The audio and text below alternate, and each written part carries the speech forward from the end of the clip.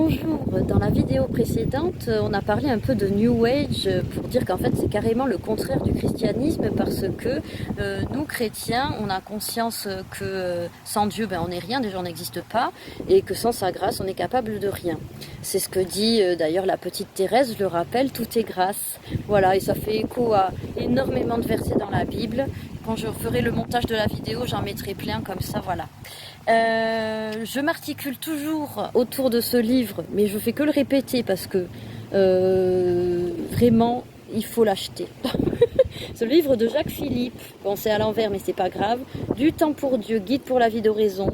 Et là justement, on va s'attaquer au sujet. Le sujet central de la vie d'un chrétien, c'est la vie d'oraison, c'est-à-dire la prière en cœur à cœur avec notre Seigneur et notre Dieu, incarné en la personne de Jésus-Christ. Voilà. Pas d'oraison, pas de sainteté. Si on ne prie pas, si on ne prend pas ce temps de cœur à cœur avec notre Seigneur, c'est impossible en fait d'être saint. C'est impossible parce que déjà quand deux personnes s'aiment, si elles se parlent jamais, il n'y a pas d'amour en fait. Il n'y a plus d'amour au bout d'un moment. Et Dieu étant une personne, puisque oui, la religion chrétienne est une relation à la personne qui est Dieu. Dieu est une personne, c'est pas genre l'univers ou un espèce de truc bizarre comme ça qui n'est pas une personne incarnée, vraiment proche de nous, qui s'est fait personne humaine pour vivre nos misères.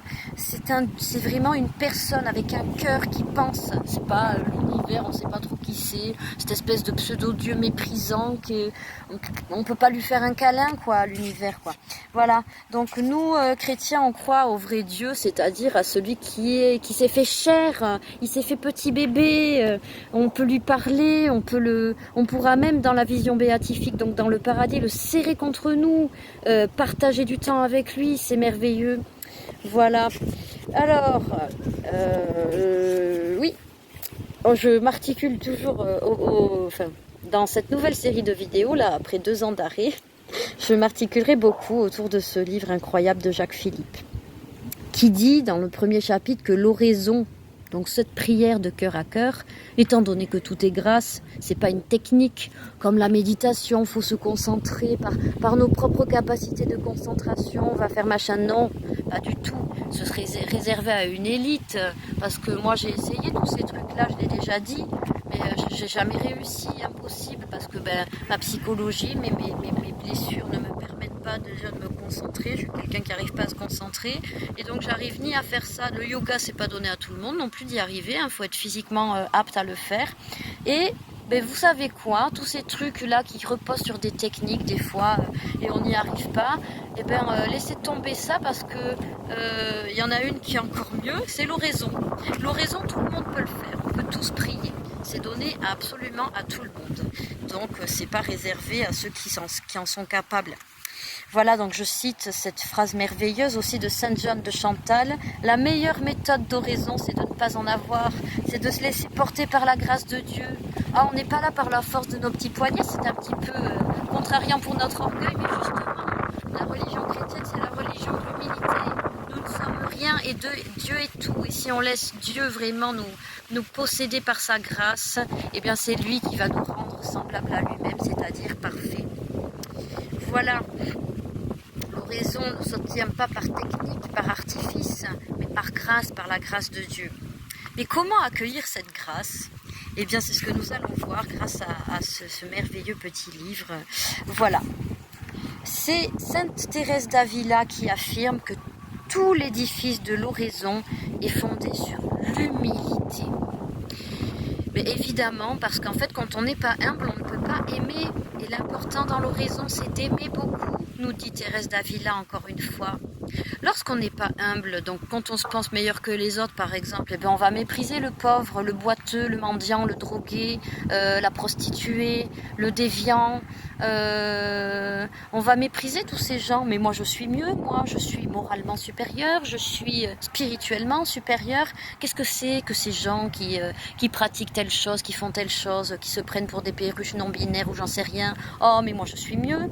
Non, c'est pas bien ça d'être comme ça, parce que quand on est méprisant, donc quand on manque beaucoup d'humilité, on ne peut pas aimer. Et donc quand on ne peut pas aimer, on ne peut pas prier, tout simplement.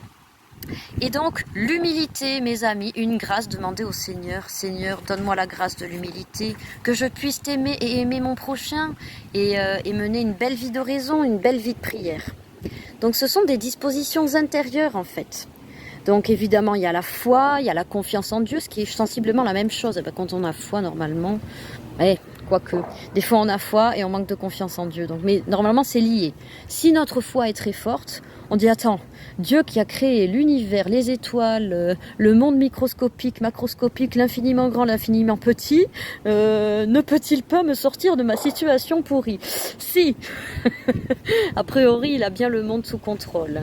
Voilà. Donc, évidemment, la foi et la confiance en Dieu, l'humilité, ce sont des dispositions intérieures à demander. Seigneur, viens changer mes dispositions intérieures. Voilà. Et je dis cette citation qui est en Jean chapitre 6, verset 37. « Celui qui vient à moi, je ne le jetterai pas dehors. » Dieu, quand on demande, demandez, on vous donnera, frappez, on vous ouvrira. N'oublions pas ça, donc vraiment, il faut y aller, il faut se lancer. Et même si c'est difficile de prier, parce qu'on se rend compte quand on est dans le silence, face à soi-même, qu'on est bien misérable. Je peux vous dire que moi j'en fais l'expérience, c'est pas bien agréable pour mon orgueil et mon amour propre, mais c'est bien. C'est bien pour créer de l'humilité quand on se rend compte de notre misère. Quelque chose de très très très très important, la patience. Et oui, Dieu est patient, lent à la colère et plein d'amour. Et nous, on est des impatients pas croyables, on s'énerve vite et on n'a pas assez d'amour dans notre cœur. Et c'est justement l'oraison, le cœur à cœur avec la source de tout amour, Jésus-Christ, notre Dieu, qui va nous remplir d'amour. Voilà, donc il faut vraiment s'attacher à cette vie de prière. Et là où c'est très important, ce que nous dit Jacques Philippe dans son petit livre exceptionnel, là, c'est qu'il faut être fidèle. Mais même si c'est que 5 minutes, bon 5 minutes c'est peut-être pas assez long, il vaut mieux quand même un quart d'heure.